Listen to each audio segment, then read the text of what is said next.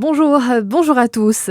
L'indignation toujours à Gergy, près de Chalon-sur-Saône, quelques jours après la découverte de tags antisémites sur le portail d'une maison de la commune. Cette information qui avait été révélée par le journal de Saône-et-Loire hier. C'est une première aussi dans le village, rapportent les habitants. Une plainte a été déposée en début de semaine. Près de 3 millions de Français sont concernés, et notamment dans notre région, face à une guerre au Moyen-Orient qui s'enlise et les prix des carburants toujours en hausse. Le gouvernement a annoncé un nouveau paquet d'aide hier. Parmi elles, un dispositif pour les gros rouleurs avec un prix à la pompe réduit de 20 centimes par litre. Il est destiné aux Français travaillant à plus de 15 km de leur domicile et touchant moins de 1 400 € par mois pour une personne seule.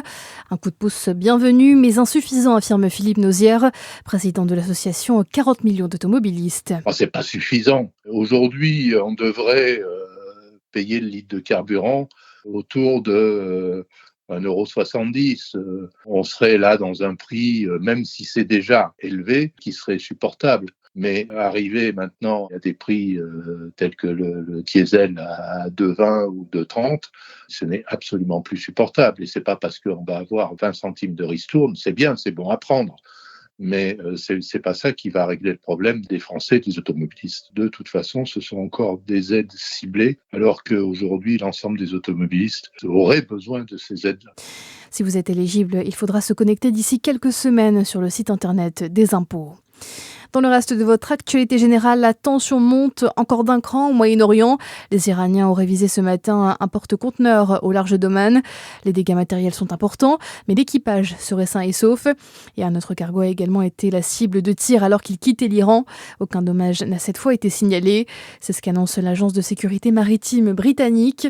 Ces attaques interviennent après l'annonce de Donald Trump de la prolongation du cessez-le-feu avec l'Iran jusqu'à nouvel ordre.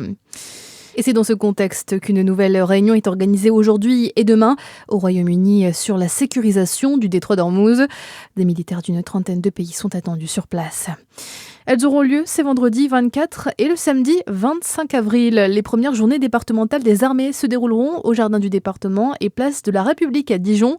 Les forces armées iront à la rencontre du public pour échanger, informer, mais également pour recruter.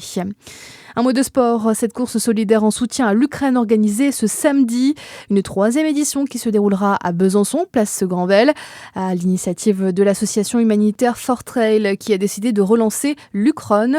Cette épreuve solidaire qui comprend une marche de 5 km et un trail de 10 km. Le sport toujours et les 10 ans jour pour jour de la montée du DFCO en Ligue 1 qui avait appris leur montée devant la télévision dans un hôtel à la veille d'une rencontre à Auxerre. Voilà pour l'info, à suivre la météo sur Fréquence Plus.